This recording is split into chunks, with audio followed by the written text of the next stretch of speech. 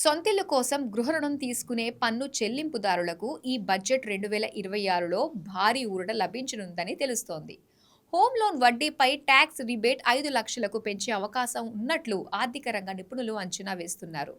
పాత పన్ను విధానంలో పన్ను మినహాయింపులు మరింత పెంచవచ్చని చెబుతున్నారు. సొంతింటి కోసం గృహ రుణం తీసుకునే ట్యాక్స్ పేయర్లకు ఇది నిజంగానే తీపి కబురు అని చెప్పాలి. కేంద్ర బడ్జెట్ 2026పై భారీ ఆశలు. హోమ్ లోన్ వడ్డీ రాయితీ 5 లక్షలకు పెంపు. రియల్ ఎస్టేట్ రంగానికి భారీ ఊతమివ్వనున్న కేంద్రం.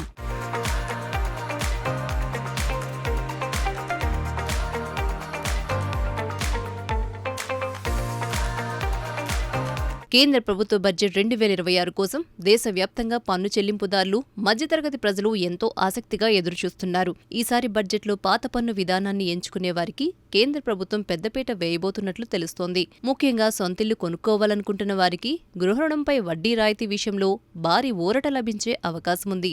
హోమ్ లోన్ వడ్డీ రాయితీని భారీగా పెంచనున్నారని, బడ్జెట్ 2026లో పన్ను చెల్లింపుదారులకు ప్రభుత్వం తీపి కబురు చెప్పనుందని అంచనా వేస్తున్నారు. కేంద్ర ప్రస్తుత నిబంధనల మేరకు పాత పన్ను విధానంలో హోమ్ లోన్ తీసుకున్నవారు చెల్లించే వడ్డీపై సెక్షన్ 24B కింద ఏడాదికి గరిష్టంగా 2 లక్షల వరకు మాత్రమే పన్ను మినహాయింపు పొందవచ్చు. అయితే గత కొన్నేళ్లుగా పెరుగుతున్న ఇంటి నిర్మాణ ఖర్చులు, ఇళ్ల ధరలను దృష్టిలో పెట్టుకుని ఈ పరిమితిని 5 లక్షలకు పెంచాలని ప్రభుత్వం భావిస్తోంది. ఇదే కనుక జరిగితే లక్షలాది మంది వేతన జీవులకు పన్ను రూపంలో పెద్ద మొత్తంలో డబ్బు ఆదా అవుతుంది.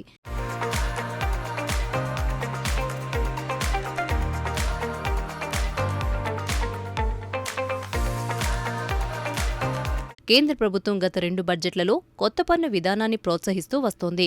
అయితే దేశంలోని మెజారిటీ పన్ను చెల్లింపుదారులు ఎల్ఐసి, పీపీఎఫ్, హోమ్ లోన్ వంటి వాటిలో పెట్టుబడి పెట్టి పన్ను ఆదా చేసుకునే పాత విధానాన్నే ఇష్టపడుతున్నారు. అందుకే పాత విధానంలో మరిన్ని రాయితీలివ్వడం ద్వారా మధ్యతరగతి ప్రజల్లో వినియోగ సామర్థ్యాన్ని పెంచాలని ప్రభుత్వం భావిస్తున్నట్లు అధికారిక వర్గాల సమాచారం. హోమ్ లోన్ వడ్డీ రాయితీని పెంచడం వల్ల కేవలం పన్ను చెల్లింపుదారులకే కాకుండా రియల్ ఎస్టేట్ రంగానికి కూడా భారీ మేలు జరుగుతుందనే అభిప్రాయం వ్యక్తమవుతోంది. వడ్డీ రాయితీ పెరిగితే ఎక్కువ మంది ఇల్లు కొనడానికి ఉత్సాహం చూపిస్తారు. తద్వారా సిమెంట్, స్టీల్ వంటి అనుబంధ రంగాలకు కూడా డిమాండ్ పెరుగుతుందని రియల్ రంగ నిపుణులు అంచనా వేస్తున్నారు. ఇక సెక్షన్ 80C కింద ఉన్న 1.5 లక్షల పెట్టుబడి పరిమితిని కూడా పెంచే అవకాశముందని ఆర్థిక రంగ నిపుణులు అంచనా వేస్తున్నారు. ప్రస్తుతం ఉన్న స్టాండర్డ్ డిడక్షన్ 50,000 నుంచి మరింత పెంచాలని ఉద్యోగ సంఘాలు కోరుతున్నాయి.